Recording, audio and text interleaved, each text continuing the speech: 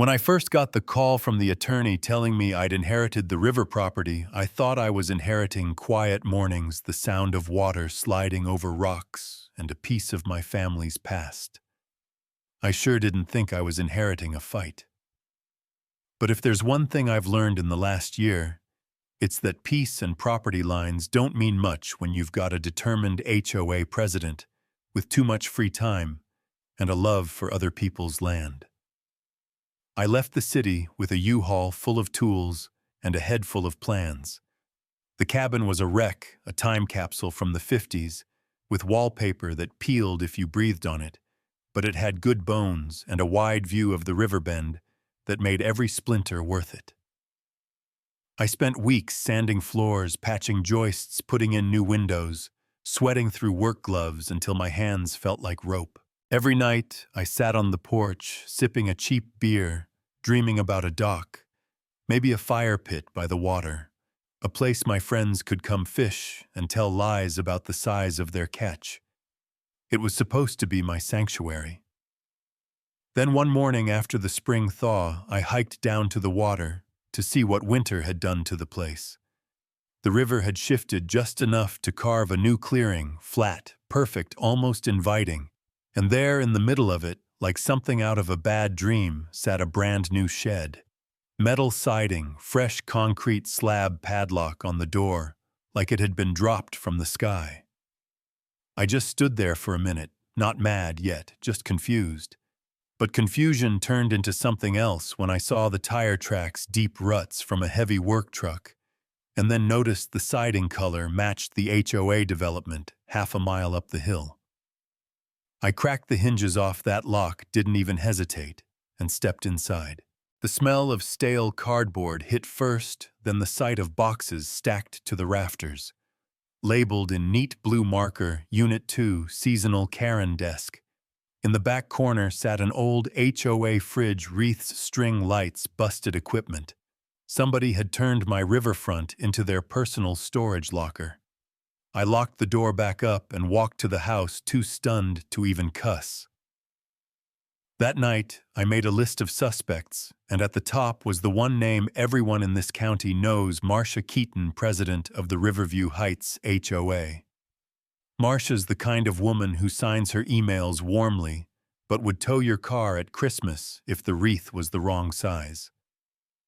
The next morning, I called the HOA office, sat through 10 minutes of banjo-hold music, and finally got her on the line. Ms. Keaton. I said, this is Jonah Dwyer. I own the river tract just south of your subdivision. There's a shed sitting on my land. There was a pause long enough I could hear her smile through the phone. Oh, that, she said. Yes, that's one of our community storage units, part of our river beautification initiative. I laughed once sharp. I didn't agree to anything. That land is mine. I've got the deed. Well, she said, all sugar now, it looked like community space. It's been neglected for years. Our board voted to use it temporarily to store seasonal items. You weren't using it. It's a riverbank, not a vacant lot, I snapped. You can't just pour concrete on somebody's land and call it an initiative. Her tone changed then, a little steel under the silk. If you'd like to prevent future improvements, perhaps you should consider fencing your property, or even better, joining the association. That was it for me. Let me get this straight, I said. You build on my land without permission, and now your solution is that I pay dues for the privilege. She started in on something about mutual resolutions, but I hung up before she could finish. That night, I didn't sleep. I just kept replaying her voice in my head, the smug calm like she'd done this before and gotten away with it. By sunrise, I had a plan. I photographed every inch of that shed, the tire ruts, the boxes, even the labels. I went to the county office, asked about any permits, and sure enough, there was an application filed under the name Trent Keaton, Marcia's nephew, denied 6 months ago. That told me everything I needed. I hired a surveyor I'd worked with years back, a no-nonsense guy named Dennis, and we spent half a day mapping every corner of the property with his high-tech GPS gear. When we were done, he handed me a printout showing the shed sitting 91 feet over the property line, not brushing it square in the middle like they owned the place. I called my lawyer Lou. He's the kind of guy who can smell liability from a mile away. He looked at the documents, whistled low, and said, "You've got them cold. Want me to file suit?" "Not yet," I said. "Let's give them a chance to hang themselves first." A few days later, the sheriff rolled up my driveway, all gravel crunch and mirrored sunglasses. Sheriff Maddox is a man who's seen every variety of stupid this county has to offer, but even he raised an eyebrow when I handed him the survey, the denied permit, and photos. "Got a warrant to cut the lock and inspect," he said. Want to be there, I did.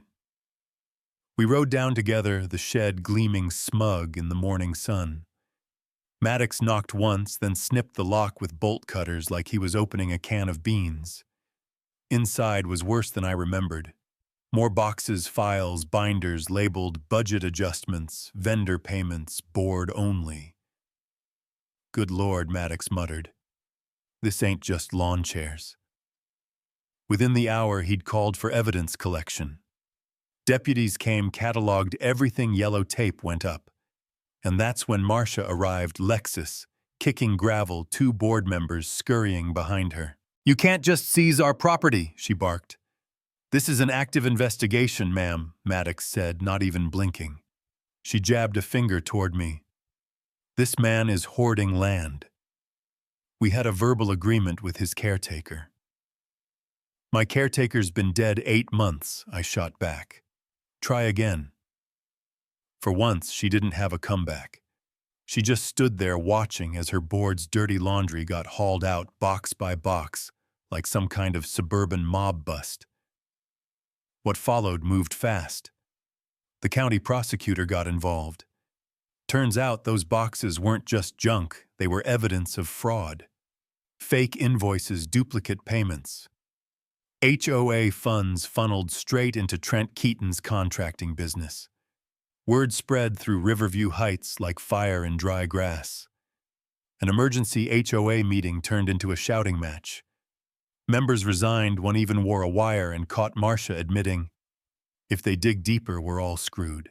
By the time we went to court, the case wasn't just about trespassing.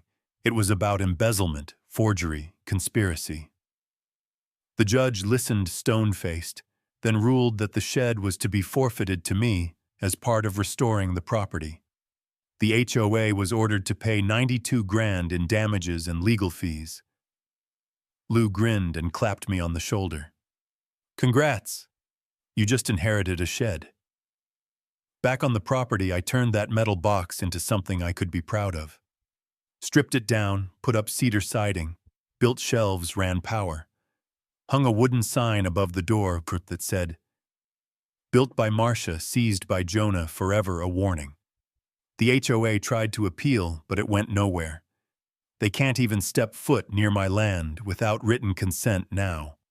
And as for Marcia, last I heard she's still fighting her charges, but most of the neighborhood has moved on. Some even stopped by to thank me.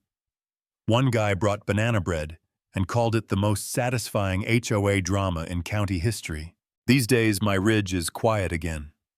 No concrete trucks, no HOA clipboards, just me, the river, and the shed that started it all. Every time I walk past it, I smile a little. Not because I won, but because I didn't let them push me off what was mine. So what do you think? Was I right to go all the way with it, or should I have let it slide and avoided the fight? Drop a comment. Tell me what you'd have done if someone built a shed on your land, because trust me, this story isn't as rare as you think.